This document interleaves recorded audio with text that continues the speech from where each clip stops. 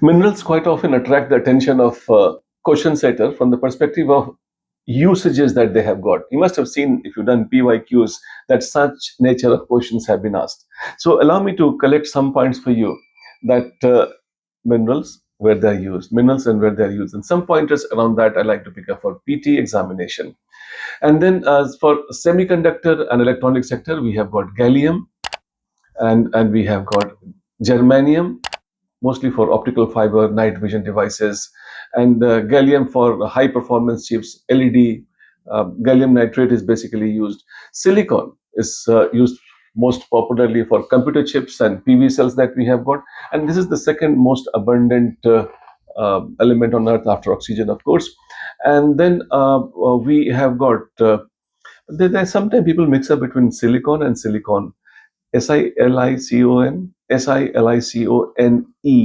silicon. Silicon is like coming from sand, and that we have got is brittle, abundant, so much of it, and they're used in PV and computers. But silicon, silicone, is a polymer, and is a human-made elastomer, as they call it, rubber-like plastic that we can say, and made from silicon, carbon, hydrogen, and oxygen, and that is used as insulator at various places. And also, they have got the most important part of those silicon with E is that they are biocompatible. So in human body, that they can, in heart valves, that they can use it for joint replacement, they can be used it for aesthetic implants like lip and whatnot, different parts of the body that they use it, and that is what is silicone. Anyway, let me come back to the mineral that we're talking about. Is indium. Indium is in used in touch screen. I think I told you the previous video also. Indium tin oxides that we have got. Then we have got tantalum. Tantalum is used for capacitors, smartphones, battery usage, etc. I think uh, I mean capacitors that which stores small amount of energy but can release in a short span that we have got, like in flashlight, and then in speakers, those kind of places. Tantalum is used. Then for defense and aerospace, heat resistance, light and a strong material that we have got, titanium comes very important. And then China, Australia has got a lot of deposit of titanium. They're strong as a steel, and then 45% lighter than a steel. And that's where they are a point gainer for aerodynamicity, aircraft, satellite, submarine, drone, and then all those aerospace industry, wherever they require high resistance and the lightweight, they become very popular. Then we have the tungsten. Tungsten is, in fact, tungsten was so much in news in 2025.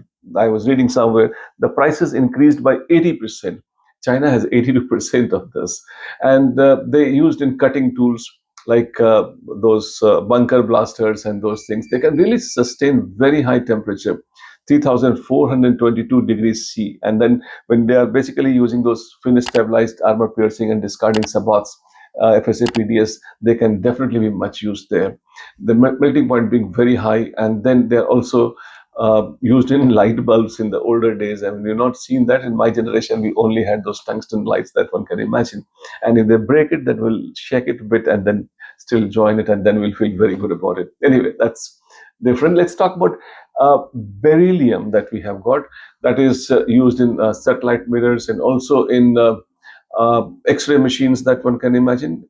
Collects light in freezing vacuum of a space, and that really is important component that we have. USA has the largest beryllium. Then we have niobium. Niobium, in fact, all the niobium, 91% is coming from Brazil, and it's called a super alloy that is used for jet engine and also in MRI machine, along with titanium, and they are cooled to near absolute zero, and they lose electrical resistances, that is, they nearly become superconductor, and then create a strong magnetic field. And that's when they become so much important to see the alignment of protons of the body, and that way, based on that, they can possibly be used for getting the image in more precise manner in MRI machines, one can imagine. I think magnetic field one should be careful about. Magnetic field is measured by T, Tesla as they call it. And then for magnetic field for MRI machine I was just mentioning is 1.5 to 3 Tesla is required. And then Tesla is basically magnetic flux density that we have got. And then for Earth, it's 0.000005 Tesla that we have got. Refrigerator has 0.005 Tesla, and MRI, I told you 1.5 to 3 Tesla. So you can easily imagine that how powerful it is, and that is why they say that anything which can be pulled by a magnet, that should not enter into the room where the such magnetic field is created, and that can be really dangerous that we have got. Anyway, there was also G unit used for magnetic field, that is Gaussic unit that we have got. 1T is equal to 10,000 Gaussic, GAUSES. Gaussian unit that one can imagine. Anyway, the next one we have, but the last in this video that I like to share is hafnium. Hafnium is used in nuclear reactor, and they control the rods and then absorbs the neutrons that is coming without breaking. In fact, they work like a sponge, so to say. They don't get filled up, and in atomic power submarines also they are used. And then I think they are getting more and more popular, as in more and more we have nuclear energy and nuclear usages are becoming. So hafnium becomes very popular and significant from this point of view. I suppose these were a few of those pointers I wanted to share with you. In the next video, the third video, I would be sharing with some more facts about minerals.